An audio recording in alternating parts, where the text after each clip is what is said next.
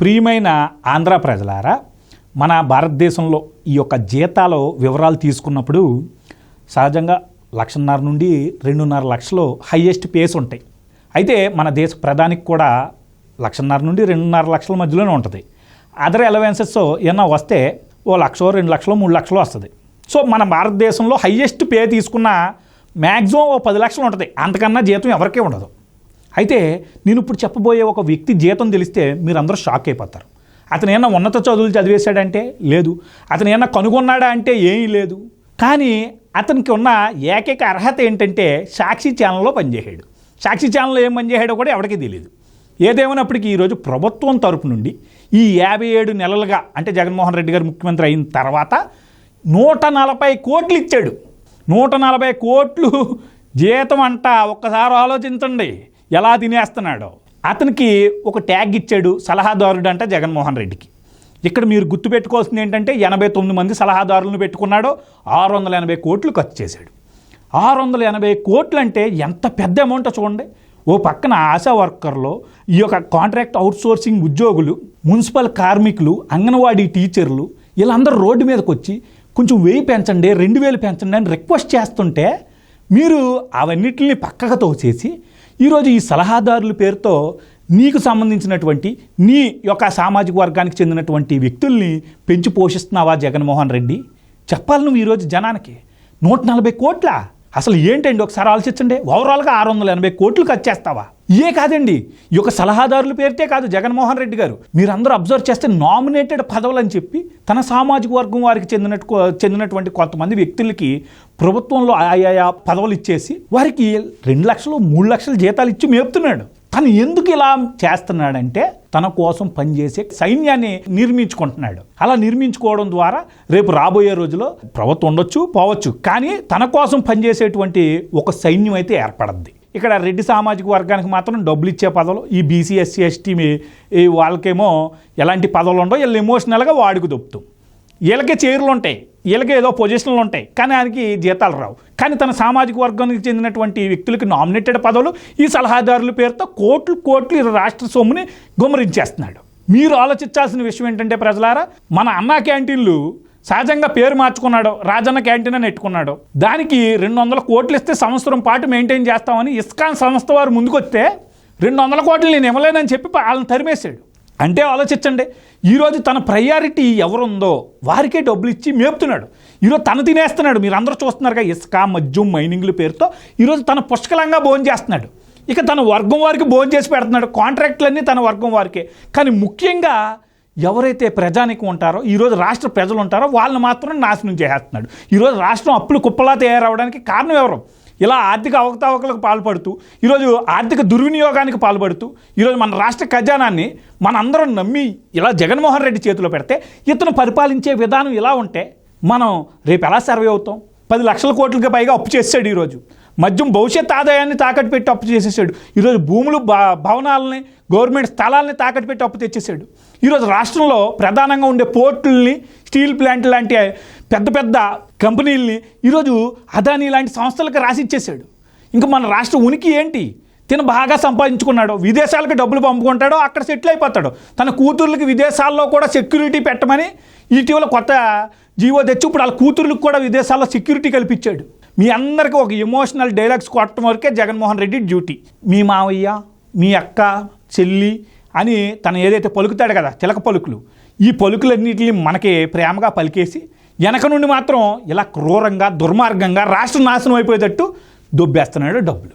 ఈరోజు ఐఏఎస్లు, ఐపీఎస్లు పాస్ అయ్యి ఎంతో ఉన్నత విద్యలు చదువుకుని ప్రభుత్వ ఉద్యోగాల్లో చాలామంది పనిచేస్తున్నారు. చాలామంది అధికారులు ఉన్నారు. వాళ్ళు ఎవరికి జీతాలు రావట్లే. ఇక ప్రైవేట్ రంగం ఐటీ కంపెనీల్లో కూడా ఇంత జీతాలు రావట్లే. వాళ్ళందరూ రేయి పగలు శ్రమించిన 2 లక్షలు 3 లక్షలు కూడా రావట్లే. ఇలా రాజకీయాల్లోకి వస్తే అడ్డగోలుగా 140 కోట్ల జీతమా?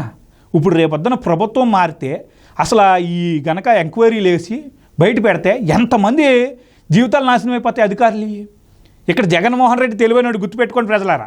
తాను తప్పు చేస్తాడు, కానీ ఆ తప్పు డైరెక్ట్గా తాను వచ్చి తన చేత్తో పట్టుకుని చేయడు, ఇంకొకళ్ళే ఇన్వాల్వ్ చేస్తాడు. రేపొద్దున ఏ తేడా వచ్చినా ఈ అధికారులు బలవుతారు. ఆ ఇన్వాల్వ్ అయినటువంటి, ఆ సంతకాలు పెట్టినటువంటి అధికారులు బలైపోతారు. అయితే మీరందరూ ఓ విషయం గమనించాలి. సలహాదారులు అంటే సహజంగా ప్రభుత్వ ఉద్యోగాల్లో ఎవరున్నా ప్రభుత్వ అధికారులైనా రాజకీయపరమైనటువంటి వ్యాఖ్యలు చేయకూడదు. అలా చేస్తే ఖచ్చితంగా వాళ్ళని సస్పెండ్ చేయడమో లేకపోతే విధుల నుండి తొలగించడం లాంటివి ప్రభుత్వాలు చేస్తూ వస్తాయి. మీ అందరికీ తెలుసో తెలీదో, తెలుగుదేశం హయాంలో ఒక అతను గవర్నమెంట్ ఎంప్లాయీ చిన్న పోస్ట్ పెట్టాడు ప్రభుత్వానికి వ్యతిరేకంగా. అది అసత్యమే పోస్టు, కానీ పెట్టాడు. పెడితే ప్రభుత్వం దాన్ని సీరియస్గా తీసుకుని తనని సస్పెండ్ చేయడం జరిగింది. ఇక మనందరికీ తెలుసు, ఆ రోజు సీరియస్గా పనిచేసినటువంటి అవేఆర్ కృష్ణారావు అనే ఒక అతను ఈ యొక్క చంద్రబాబు నాయుడికి వ్యతిరేకంగా తన విధుల్లో ఉండగా, చీఫ్ సెక్రటరీగా ఉండగా 2 సార్లు ట్వీట్ చేశాడు చంద్రబాబు నాయుడికి వ్యతిరేకంగా. అప్పుడు ఫస్ట్ సారి పోన్లే అని వదిలేసినటువంటి చంద్రబాబు నాయుడు రెండోసారి సీరియస్ అయ్యి అతను విధుల నుండి తొలగించడం జరిగింది. ఇంకా తప్పక ఇలా ప్రభుత్వ వ్యతిరేకంగా పెట్టకూడదు, ఇది రూల్స్కి ఎగైనెస్ట్. కానీ సజ్జల రామకృష్ణారెడ్డి గారు మాత్రం బయటకు వచ్చేసి రాజకీయపరమైనటువంటి వ్యాఖ్యలు, నీ అంతు చూస్తాం, మీ సంగతి తెలుస్తాం అని ఇష్టారీతిగా మాట్లాడేస్తాడు బయటకు వచ్చి. కానీ అతని మీద చర్యలు ఉండవు. అంటే జగన్మోహన్ రెడ్డి ఇక్కడ తన అనుకునే వాళ్ళని ఎంత తప్పు చేసినా సమర్థిస్తూ వాళ్ళని కాపాడడానికి ఎంత దూరమైనా వెళ్తాడో. ఫర్ ఎగ్జాంపుల్, ఈరోజు అవినాష్ రెడ్డి మర్డర్ చేస్తే వాళ్ళ ఫ్యామిలీ మొత్తం అందరి ప్రేమ ఉంటే ఈరోజు ఢిల్లీ వెళ్ళి కాళ్ళు అట్టుకొని ఆ కేసుని ముందుకు వెళ్ళనివ్వకుండా ఈరోజు కాపాడుతున్నాడు. అంటే సొంత ఈ యొక్క చిన్నాన్న చంపేసినా సరే ఇక్కడ ఈ గుండెకి కనికరం లేదు, ఈ యొక్క బాధ కూడా ఉండదు. వీళ్ళకి ఎండ పాయింట్ డబ్బే పరమావధి. ఈ రోజు కాకపోతే రేపు మళ్ళీ అధికారంలోకి రావచ్చు. ఇదిగో చెల్లి తిరుగుతూ మొదలెట్టింది కదా, ఇప్పుడు ఏదో దీక్ష చేద్దంట. రేపు పొద్దున చెల్లి ముఖ్యమంత్రి అయితే మళ్ళీ చెల్లి వెనక్కి వచ్చి షెల్టర్ తీసుకోవచ్చు. ఇది ఈ దొంగలందరూ ఏంటంటే ఫస్ట్ కాంగ్రెస్, ఇప్పుడు మళ్ళీ ఇందులోకి వచ్చారు. రేపు పొద్దున తెలుగుదేశం ఆల్టర్నేటివ్ ఇంకో పార్టీ వస్తే ఆ ఆల్టర్నేటివ్ పార్టీలోకి మళ్ళీ దూరడానికి సిద్ధంగా ఉన్నారు. ఒక పక్క కోర్టులు చెప్తుంది ఈ యొక్క సలహాదారులను పెట్టుకోకూడదు, రాజ్యాంగ అతీత శక్తుల్లాగా ఏంటి వీళ్ళందరూ అని ప్రశ్నిస్తుంది. హైకోర్టు కూడా ప్రశ్నించింది, ఒక జోకు కూడా వేసింది హైకోర్టు. ఏంటో తెలుసా మీకు ప్రజలారా? అడ్వకేట్ జనరల్ గారికి కూడా సలహాదారులు పెడతారేమో, ప్రభుత్వంలో ఉన్నటువంటి కలెక్టర్లకి, ఈ యొక్క ప్రధాన పదవుల్లో ఉన్నటువంటి వ్యక్తులకు కూడా సలహాదారులు పెడతారేమో అని కోర్టు జోకులేసింది. అయినా సరే వాళ్ళకి సిగ్గులేదు, అయినా అదే కంటిన్యూ చేసేస్తున్నారు. ఇలాగా రాష్ట్ర సొమ్ము మొత్తం పందికొక్కలే తినేస్తున్నారు. ఇదంతా మీరు గమనించాలి కదా ప్రజలారా. ఈరోజు ఎంత దుర్వినియోగం అవుతుంది. 10 లక్షల కోట్లు అప్పు దాటేసి బయటికి వెళ్ళిపోయాం. 10 లక్షల కోట్లు అప్పు అంటే మరి ఎప్పటికి తీర్చుకుంటాం ఈ అప్పు? రేపు ఎప్పటికీ అప్పులు పూడతాయి మనకు రాష్ట్రానికి? ఇప్పుడైనా వరి నాట్లు వేసుకుంటే రేపు కనీసం ధాన్యం వస్తే ఆ ధాన్యంతో అయినా తీర్చొచ్చు అనే ఒక ఇది ఉంటుంది, ఒక అభిప్రాయం ఉంటుంది మనకి. కానీ ఈరోజు ఏమీ అభివృద్ధి చేయకుండా ఈరోజు రాష్ట్రాన్ని గాలి కుదిలేసి వీళ్ళు వచ్చిన చిల్లర డబ్బులను కూడా లాగేసి అలా పన్నులు పెంచేసి మనం చూస్తున్న అడిషనల్ ట్యాక్సెస్ వేసేసి ప్రజల దగ్గర 200-300 లాగేసి అలా ఈ కోట్లు అవుతాయి కదా. ప్రతి ఒక్కరి దగ్గర 200-300 లాక్కెళ్ళిపోయారు అనుకో, అవి కోట్లు అవుతాయి. ఆ కోట్లు వెళ్ళి తినడానికి పనికి వస్తున్నాయి. మన రాష్ట్రాన్ని అభివృద్ధి బాట వైపు నడిపించే ఒక్క ప్రణాళిక ఈరోజు ఈ రాష్ట్ర ప్రభుత్వం వేయలేదు ఇన్ని సంవత్సరాలుగా. మరి ఇంకేం చెప్తాం ఈ ప్రభుత్వానికి మనం? ఒకసారి ఆలోచించండి. ఇలా ప్రభుత్వం తనదైన శైలిలో అధికారం వచ్చింది కదా, ఇంకెప్పుడు ఎవడు మనల్ని దించలేడనే స్థాయిలో ఈరోజు కుట్రపూర్వకంగా ప్రజలు ఒక ఎమోషనల్ని రెచ్చగొట్టి రాజకీయాలు సాగిద్దామనే ఒక కోణంలోకి ముందు సాగుతుంది. మీరు అందరూ అబ్జర్వ్ చేస్తే ఈ వాలంటీర్ వ్యవస్థ, ఈ యొక్క గ్రామ వార్డు సచివాలయ వ్యవస్థ ఎందుకు పెట్టాడు అనుకున్నారు ప్రజలారా? ఈ యొక్క వీళ్ళందరూ కలిపితే 3.5 లక్షలు ఉంటారు. ఈ 3.5 లక్షలు ఇంటూ ఫ్యామిలీ 4 వేసుకున్న ఇన్ని లక్షల ఓట్లు తన గుప్పెట్లో పెట్టుకున్నాడు. ఏదో ప్రభుత్వ తరపు నుంచి చిల్లర డబ్బులు పాడేసి ఈ వాలంటీర్లు 5,000కి ఆగిపోయారు. పాపం డిగ్రీలు కంప్లీట్ చేసి వాళ్ళ జీవితం అక్కడితో ఆగిపోయింది. కానీ ఎమోషనల్గా గ్రిప్లో పెట్టుకున్నాడు.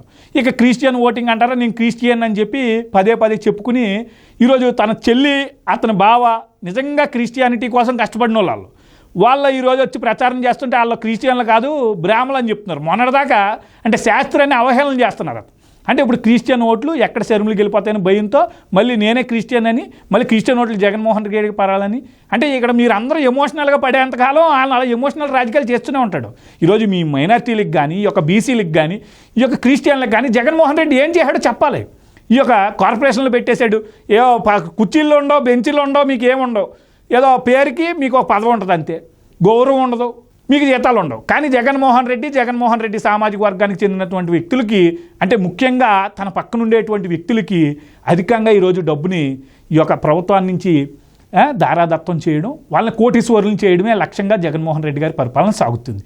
తన ఈ యొక్క లక్ష్యం కూడా రేపు ఓడిపోయినా తన కోసం వాళ్ళు పనిచేస్తారు. ఒకవేళ గెలిస్తే ఇంకా ఎక్కువ వాళ్ళని భోజనం చేయించి వాళ్ళు ఈరోజు బలమైన నాయకుల్లాగా కూర్చుంటే రేపు అందరూ బలహీనమైన ప్రజలు బలవంతమైన రాజు ఉన్నాడంటే ఏం చేస్తాం? మళ్ళీ వాళ్ళకి దాసోహం అయ్యి మనందరం పనిచేయాల్సిన పరిస్థితులు వస్తాయి రేపు రాబోయే రోజుల్లో. ఇప్పుడైతే ఏదో ప్రశ్నిస్తున్నాం, రేపొద్దున మళ్ళీ మీలాంటి వాళ్ళు అలాంటి వాళ్ళని ఎన్నుకుంటే ప్రశ్నించడానికి కూడా మాలాంటి వాళ్ళు ఉన్నాం.